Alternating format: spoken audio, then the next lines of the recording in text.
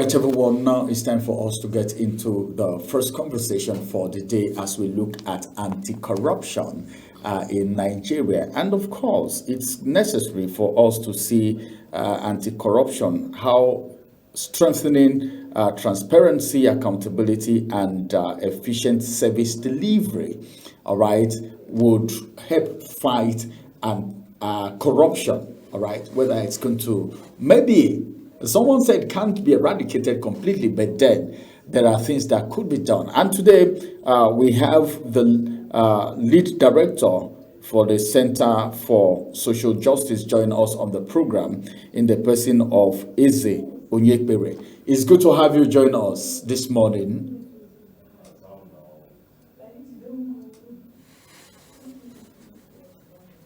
All right, thank you very much.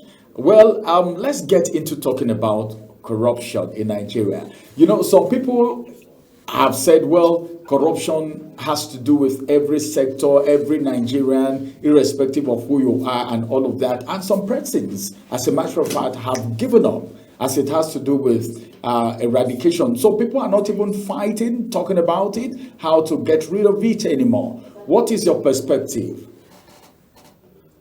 Well, let's start by saying that corrupt acts, actions, and omissions have been severally defined in law and policy. And there are institutions and agencies set up to fight corruption, from the Constitutional Nigerian Police to the EFCC, ICPC, Auditor General, Bureau of Public Procurement, and quite a number of them. And the mandates differ from preventive down to detection and prosecution, and of course deterrence. So I do not think that just such a sweeping generalization should hold true that corruption has eaten deep into all facets of Nigerian life. May not necessarily be true. The challenge of endemic corruption we have is because the leadership has failed, refused, and neglected to lead by example and to fight corruption to a standstill. Because once you have a leadership that everybody knows will not steal and will take steps to prevent those who want to steal from stealing, and those who manage to, still go ahead to steal after all those preventive steps are named and shamed and punished in accordance with the law, then we may not be discussing corruption the way it is today. The only thing that happens is that when leadership itself is corrupt and devoid of ethics and social morality, then anything goes. So that's the critical challenge we have today. So Nigerians are not corrupt as it is said, but it's the leadership that is grossly corrupt, and then people are simply trying to find a way to survive, not necessarily that they're corrupt. Once again, sir, for being here with us. When you say Nigerians are not corrupt, they are simply trying to survive. Where do we draw the line between corruption and trying to survive?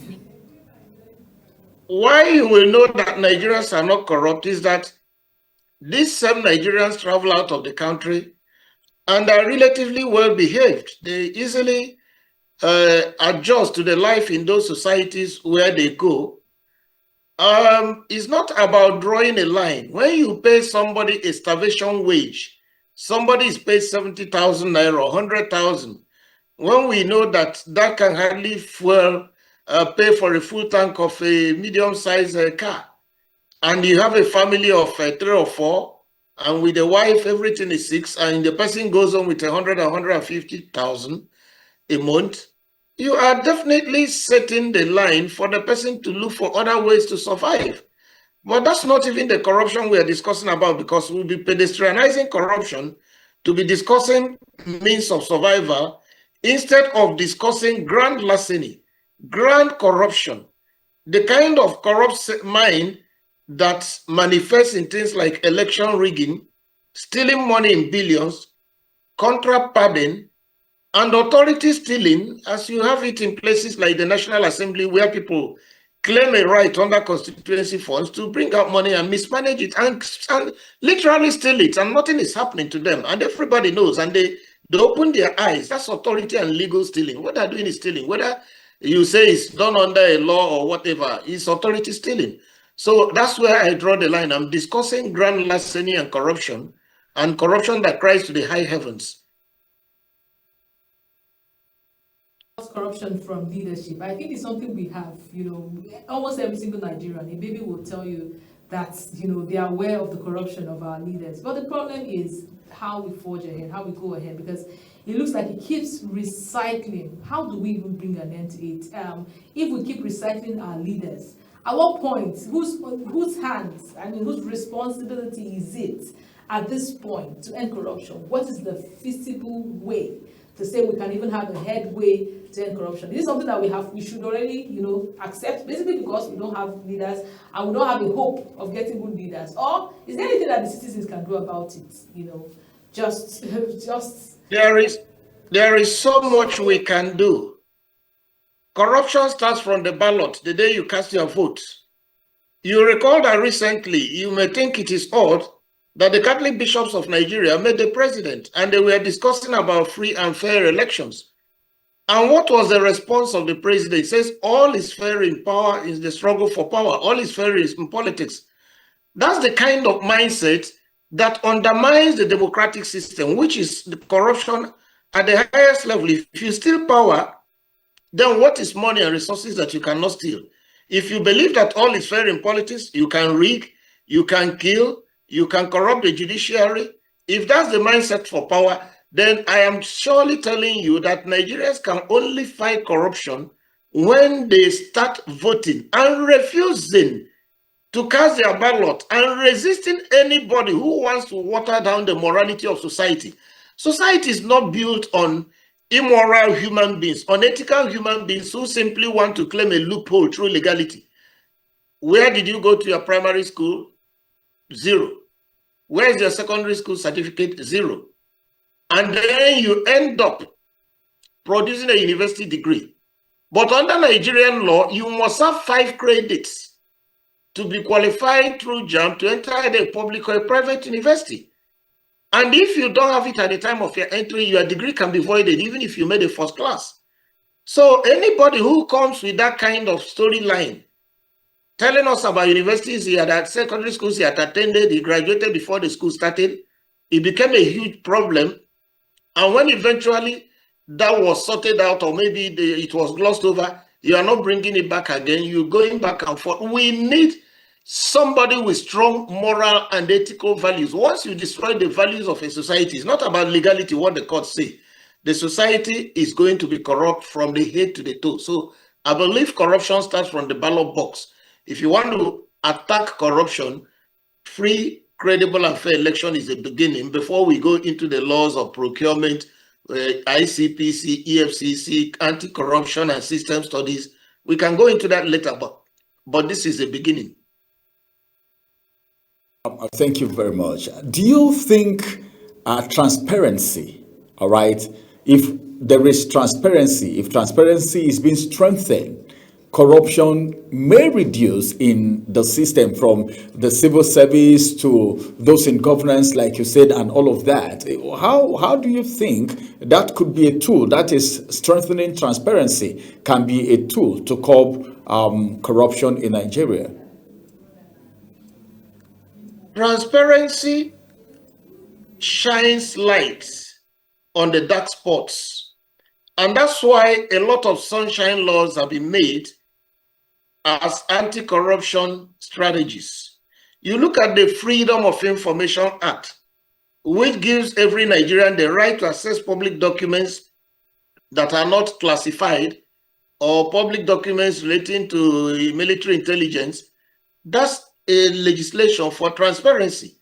If you look at the Fiscal Responsibility Act, which also says that Nigerians should have access to all fiscal information at all times and its implications for the finances, a government obligation, that's also about transparency. You look at the Public Procurement Act, which seeks to liberalize the procurement system, introducing transparency and accountability, that's also about transparency. The law setting up the NAITI, to bring transparency into the oil and gas sector the resources, all the extractives, is about transparency. So we are not short of laws on transparency. And transparency is the bedrock of accountability. And the combination of transparency and accountability are great tools. These are great tools to fight corruption. So, but the problem is that we are not implementing those laws. For instance, look at the Fiscal Responsibility Act. It expects that budgets and budget implementation reports should be in the open. Since April 17th, when the president signed the 2026 federal budget, go to their website, the budget is not there. They just made copies and shared to NDA. So they want to keep Nigerians out of knowing what is even in the budget. Of course, they are not implementing and they are not reporting. The last budget implementation report there, you see there, none for this year.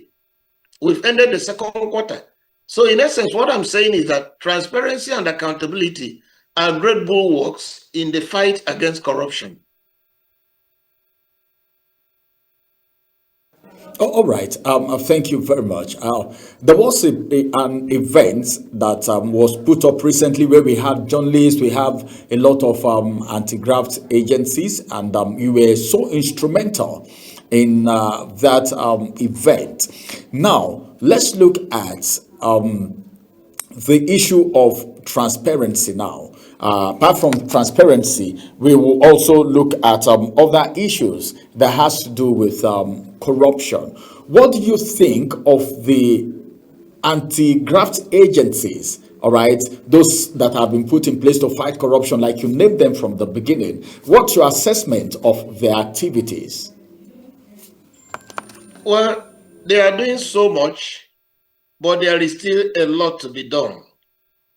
Assessing them by saying, oh, they are very good or they're bad, is not the answer. I look at it from the perspective of, since they were set up, what have they been able to do in terms of the corruption they've prevented or they've discovered and made sure monies are recovered or people are punished? And then also the quantum of corruption that is still ongoing. So one thing you must understand is that the police, the anti-corruption agencies will be as effective as the leadership of the country wants them to be. If Mr. President and the National Assembly and the leadership of the judiciary and the Supreme Court imbibe and mainstream transparency in all their actions, it sends a clear message in the whole of the executive, the ministers, the governors, that Mr. President is not chopping and is not ready to allow anybody to chop. So everybody, adjust to that message. It is also done to the National Assembly. In the National Assembly, it's a straightforward message to all the legislators. If it's also done at the Supreme Court of Nigeria, that corruption will not be tolerated in any guise or any manner under any, disguise. It also sends a clear message to all the members of the bench beneath the Supreme Court.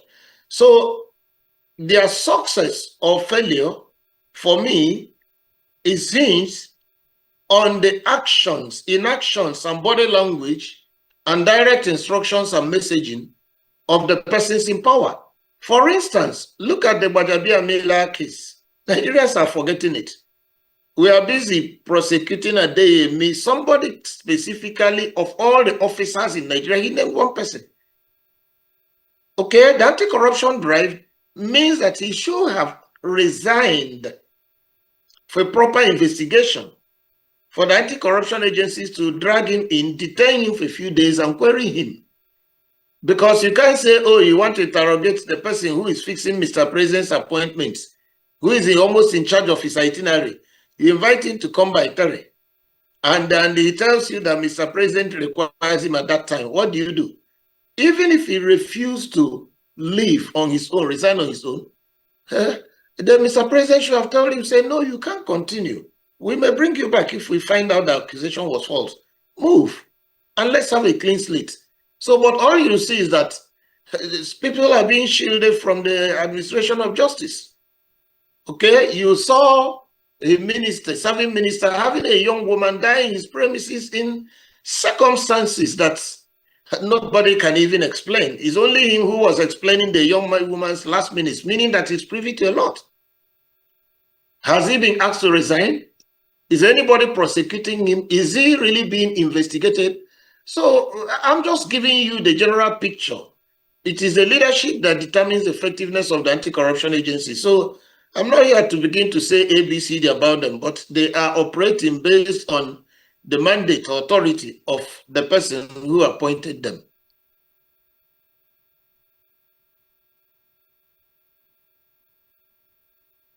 Brought that up. It's part of one of the cases, I mean, that is still very much fresh and still unfolding in Nigeria.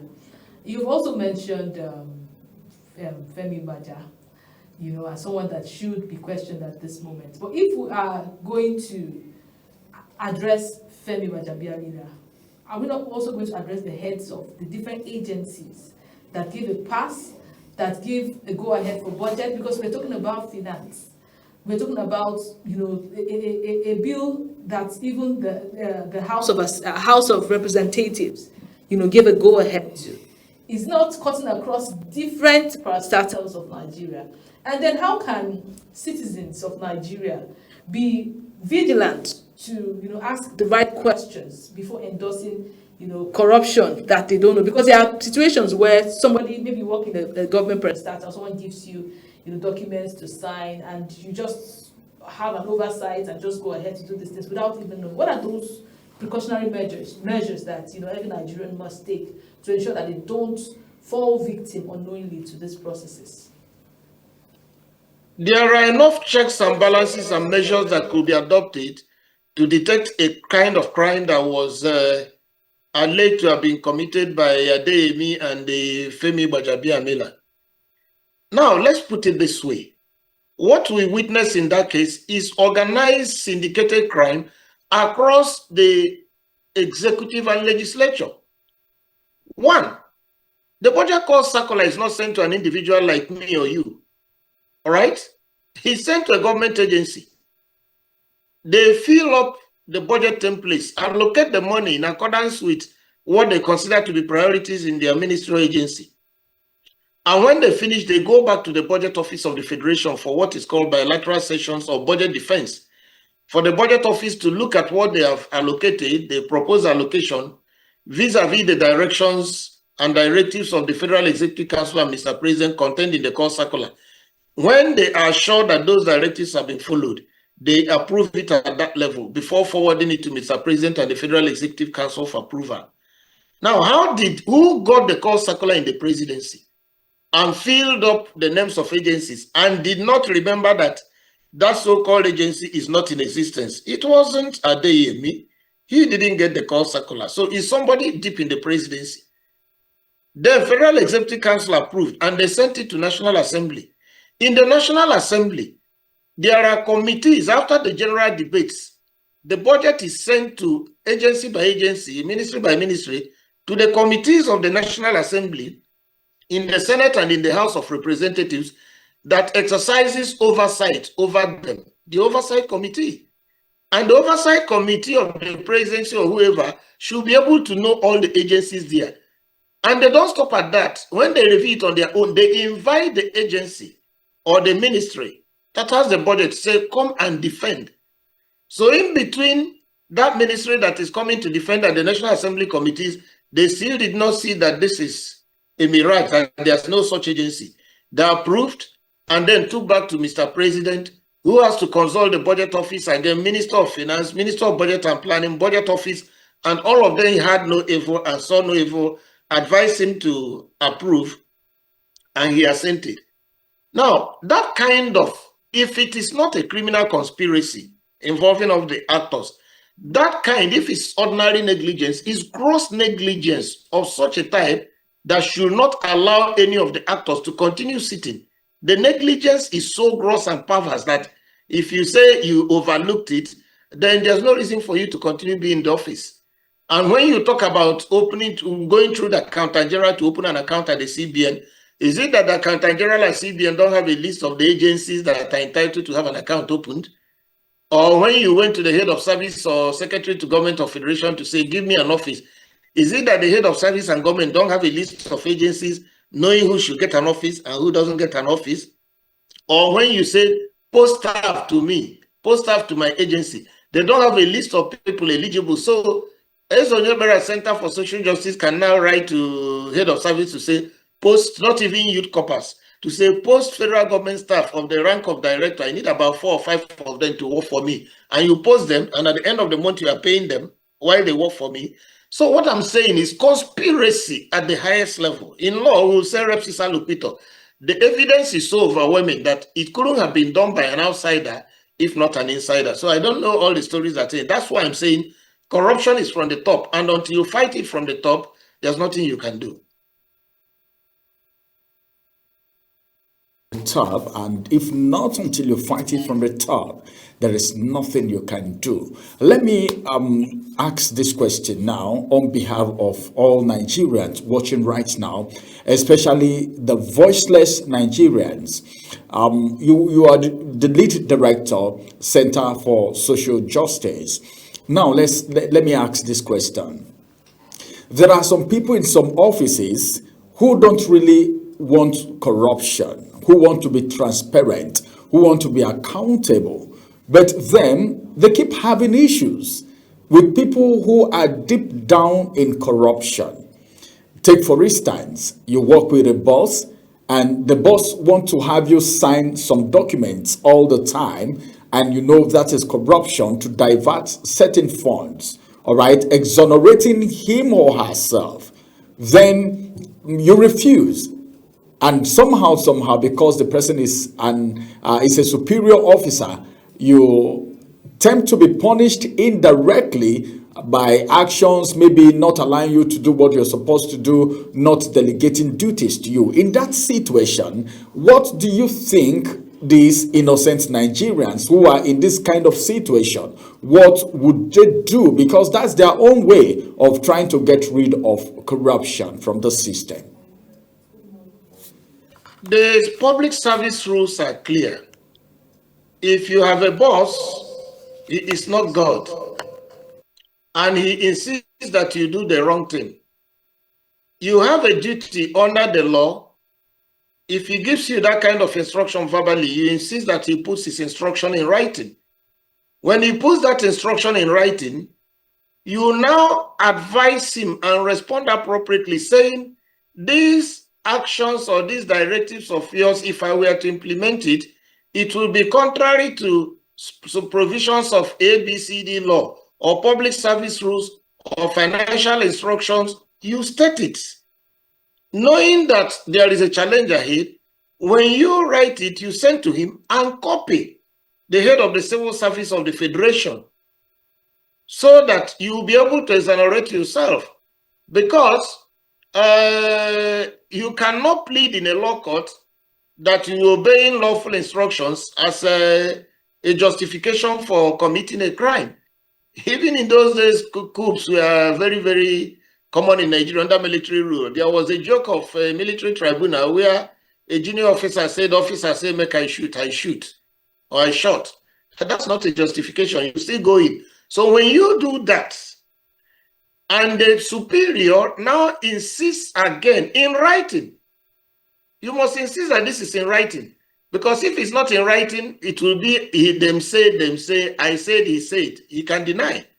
So by the time that instruction comes first, and you write back to say this is illegal, I don't think it is proper, send to him and copy head of service, he comes back forcefully and puts it in writing.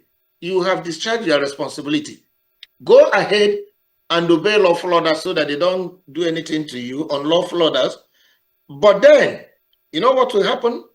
If the authorities come later from EFCC, ICPC, the police, by the time you bring this and the head of service corroborates, then nobody will hold you responsible. But it's also expected that the head of service, being somebody who knows the rules and the laws, should also be able to advise whoever is instructing you to do that thing, to say, gentleman or woman, please, I don't think this is right, come back. But if he insists, good luck. And also there's a provision for whistleblowing. If it's about stealing money, you could whistleblow at the EFCC or ICPC or the police, and the world will not fall down. So somebody can survive in a corrupt environment, even though he's not corrupt. He may suffer some challenges. There are some challenges and roadblocks that may be put on his way, but that's the price you have to pay to be an honest man and to survive. That's your race to heaven. It sounds like a race indeed. But while we were speaking earlier, you mentioned that the polls, I mean, the ballot box is that place to, end corruption. And then my mind goes back to even the Catholic bishops you mentioned in passing in our conversation, and how they have, pleaded to our dear president to ensure that there's free and fair election. Ultimately, it still doesn't lie totally in the hands of every Nigerian. It still goes back to INEC and the credibility process, and whatever preparations they have, their transparency to ensure that there's free and fair election. So that means that it's the ordinary Nigerian might, want to make things right, because you have said a Nigerian man is not corrupt. It is just situations and circumstances. But that would also mean that Nigerians would be determined that whether or not their pockets are filled, whether or not their bellies are filled, if we want to get it right, we have to stand by, we have to stand tall. We have to be grounded to ensure that elections indeed is free and fair.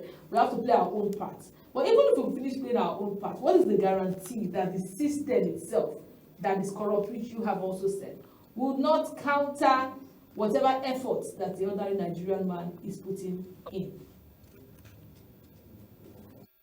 Every man or woman has got a right to decide his own destiny, and in his judgment, there's no partiality. I mean, that's a song, one of those lyrics Bob Marley sang, and we were called upon to get up and stand up for our rights. You see, when you have an administration that has this mindset of snatch it and run with it, okay, or say everything is free and fair, preambular paragraph 3 and 4 of the Universal Declaration of Human Rights creates a right to resist tyranny, whereas if man or woman is not to be compelled to rebellion, okay, as a last resort, that human rights and fundamental freedoms are protected by law. In your polling station, everybody there, upright men and women, should make it clear to the polling officer there that he cannot rig, and that he rigs at the risk of his own life. Because if you allow imposters to come in, it's a life and death situation. If he wants to die, if he wants not to be alive, let him try to announce a result beyond what is destined. He could be beaten up thoroughly. It should be made clear. At the collation unit, I expect the opposition parties to organize men and women, particularly young men whose futures are about to be perilled, to tell the gentlemen there, we have the results as you have. If you announce anything beyond this, it's not going to be funny. We will resist you physically. And then they should keep tracking it onto the national level. And wherever they're going to hide to announce presidential elections, I expect millions of Nigerians to come out. Because you are no longer dealing with normal human beings. They're telling you to your face that are going to rig, and there's nothing you will do about it. So the best thing is resistance. There is a right to resist tyranny. There is a right to draw the lines. There's a right to resist the devil. There's a right to resist the devil. You got to resist him. And that's why I talked about the race to heaven. The race to heaven is that you must protect your rights. And there's no right greater than the right to choose leadership. That's the foundation of all rights, and the right to life.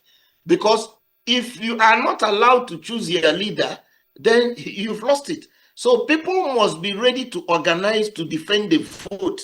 And there must be a high price for rigging the polls. If as a professor or political science, history, law, that appoint to a returning officer at the divisional level or state level or senatorial level, and you want to take instruction from riffraffs who want power at all costs, you pay the price. You pay the price. It's going to be a bit physical, and also come back to the school and tell you can't continue there, so that if people will learn from you. There's no more pretending. The gloves are out. So I expect organization at the highest level. Let's see how one person can, how a group of very few Nigerians, numbering less than 50,000, let's see how they can beat 230 million Nigerians who are hungry and angry. Let's see how they will do it. So people need to resist. There's a right to resist tyranny. Finally, before we let you go, I think I would need to ask this question, beginning from the poll now. A lot of people, when appointed into office, some persons may appear like angels, all right, at the poll. During elections, campaign is starting this month. You hear a lot of things. Some people will say, okay, let's test this person. He's not been there before. But as soon as they get into office, they become something else. And Nigerians, the average Nigerians, are left helpless. They change. You see people getting into corruption, joining cabals, and all of that. Is there anything that can be done at that level? Yes. The Constitution provides for checks and balances.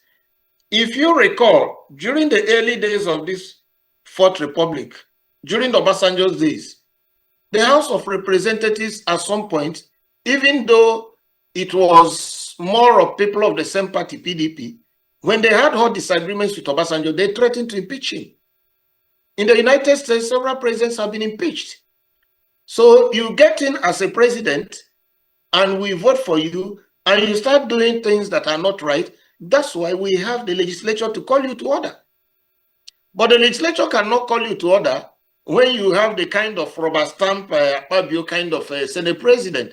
That's why the legislature should be independent.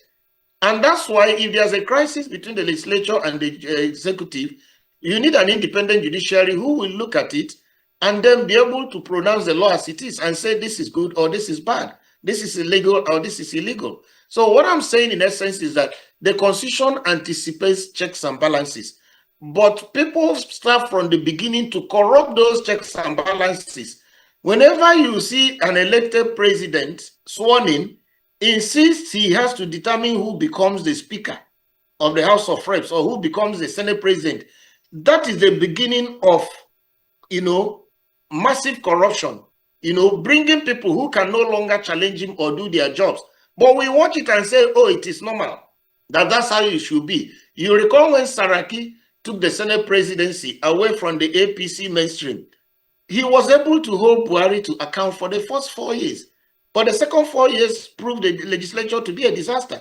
If you look back historically now, it appears the Saraki Senate presidency was one of the high points when we had a responsible legislature, because he was not picked or handpicked by the executive. So owing his loyalty to the executive instead of his fellow legislators, that's the kind of thing that needs to be done going forward. An independent legislature, a good executive, and an independent judiciary. We are ready to go in that fight against corruption. Thank you very much, Eze Onyekpere, who is the lead director, Center for Social Justice. Thank you very much for being part of the program this morning. My pleasure. Thank you. All right. We hope to have you live in the studio very soon, because a lot to talk about. All right. Thanks so much for joining us on the program. Now, we will take a quick break as we step into the second discussion. There is no one now that will say anything without making reference to the bishops that visited President Tinubu and the outcome. The matters arising are so much, and we will need to look at it on the program this morning, touching the areas that the Catholic bishops are coming from. And that conversation will be coming up with our guest after this break. Stay with us.